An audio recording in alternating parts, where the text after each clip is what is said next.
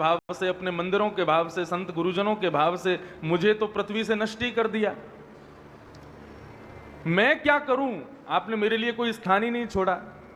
लोग पाप करते ही नहीं है, कथा सुनते हैं, दर्शन करते हैं, तीर्थ यात्रा करते हैं, सत्संग करते हैं, तो इससे इनसे पाप होता ही नहीं है, तो फिर मुझे बनाया ही क्यों आपने? मैं तो कुछ कर ही नहीं पाता हूं। ऐसा कोई मुझे स्थान प्रदान करो जहां पर सावधान ना रहने वाले लोगों को मैं लग जाया करूं। तब भगवान ने एकादशी के दिन अन्न में उसका वास हो, ये उसको प्रदान किया। जाओ, अन्न में तुम निवास करना एकादशी के दिन। उस दिन जो अन्न सेवन करे उसको तुम लग जाना। कहने का अभिप्राय यह है कि अन्न खाने से पाप लगता है, ये नहीं है। हमने कोई पाप किया, लेकिन हमारे तीर्थ यात्रा करने से, भजन के प्रताप से वो पाप हमको नहीं लगा। वो पाप फिर कब का इंतजार करता है? बोले यदि इसने एकादशी के दिन अन्न खाया तो इसके पूर्व के किए हुए पाप सब आकर के उस व्यक्ति को लग जाते हैं। इसलिए एकादशी के दिन वैष्णव भक्त, कृष्ण भक्त, हम सब लोग व्रत करते हैं और अन्न नहीं खाते।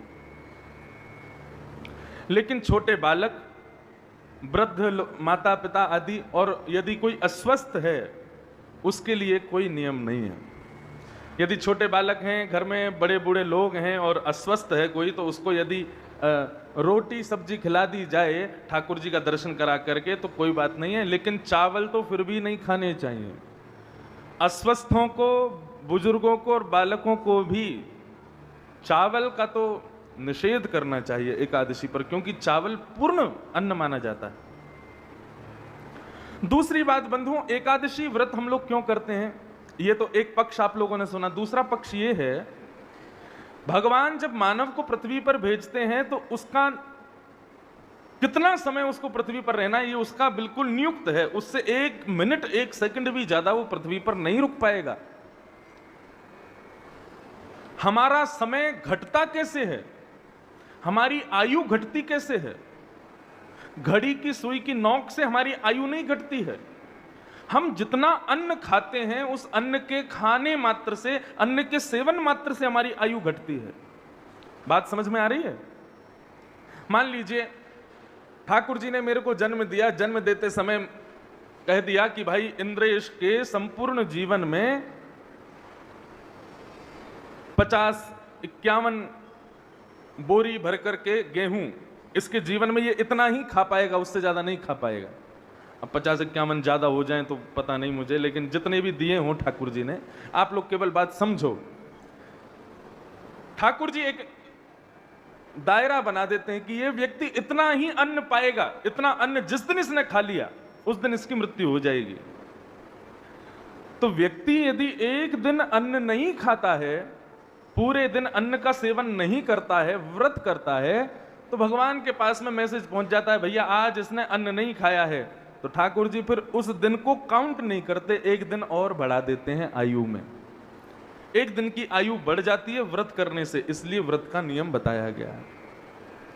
माताएं बहनें करवा चौथ के दिन अपने पति की दीर्घायु के लिए व्रत करती हैं। पूरे दिन कुछ नहीं खाती, कुछ नहीं पीती, रात्रि में चंद्रमा को देख करके, अपने पति को देख करके व्रत तोड़ देती हैं। और उसके पीछे कारण क्या बताते हैं? बोले पति की आयु लंबी हो जाए। पति को करवा चौथ के व्रत से कोई 10-5 साल की आयु नहीं मिलती, एक ही दिन की आयु मिलती है बस।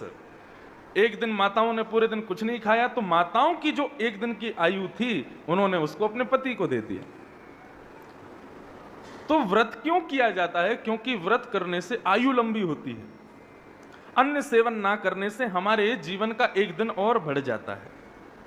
इसलिए ये व्रतों के नियम हमारे हिंदू वैदिक सनातन धर्म में, सोमवार का व्रत करो, मंगलवार का व्रत करो, और वो मनोकामना पूरी तो ये व्रत करो, और एकादशी का व्रत करो, जन्माष्टमी का व्रत करो, इसलिए व्रत बताए गए। लेकिन आपको स्पष्ट एक बात कह दूं, श्रीमद् भागवत में प्रहलाद जी महाराज कहते हैं, न दानम न तपो निज्य न शौचम न व्रतानि च प्रीयते मलया भक्त्या हरिरन्य विडंबनम। न दान से, न तप से, न पवित्रता से, न यज्ञ से, और ना ही व्रत से। इनसे आपको सांसारिक कुछ भी मिल जाएगा, लेकिन व्रत करने से भगवान मिलेंगे ये जरूरी नहीं है। 30 दिन के महीने में आप 15 दिन बिना भोजन खाए रहो और आपका उद्देश्य है कि मुझे ठाकुर जी मिल जाएं, व्रत से ठाकुर जी नहीं मिलते। व्रत केवल और केवल हमारे पृथ्वी पर आयु बढ़ाने के लिए ठाकुर जी ने उसको बनाया है, और अन्न ना खाने से हमारे शरीर में पापों का प्रवेश कम होता है, इसलिए व्रत के नियम बताए। तो एकादशी व्रत की महिमा बताई। अच्छा, एक मैं अपने मन के भाव से और बताऊं, जैसे करवा चौथ के दिन पत्नी अपने पति के लिए व्रत करती है, ऐसे ही कृष्ण भक्त, ऐसे ही वृंदावन भक्त, ऐसे ही वैष्णव भक्त अपने लाडले दुलारे प्यारे कन्हैया के लिए एकादशी का व्रत करते हैं। एक पत्नी जैसे पति के लिए करती है, वैसे ही भक्त अपने ठाकुर जी के लिए एकादशी का व्रत करते हैं। ठाकुर जी को कुछ ना कुछ देना चाहिए, लेकिन क्या दें हम? धन यदि दे रहे हो तो धन ठाकुर जी का ही है। तुम 56 भोग दे रहे हो तो 56 भोग देने की सामर्थ्य भी ठाकुर जी ने आपको दी है। ये सारी बहुवस्तु, सारी सांसारिक वस्तु तो ठाकुर जी की कृपा से हमको प्राप्त है। ठाकुर जी को वो दो जो तुम्हारे पास सबसे ज्यादा मूल्यवान है, और हमारे पास हमारी आयु से ज्यादा, हमारे जीवन से ज्यादा मूल्यवान कुछ भी नहीं है। इसलिए भक्त क्या करते हैं? एकादशी के दिन व्रत करके अपनी एक दिन की आयु को अपने कन्हैया को दे देते हैं। हे नाथ, हमारी आयु को आप स्वीकार करो। एकादशी के अनंत भाव हैं। भगवान को प्रिय है वो जो एकादशी का व्रत करता है।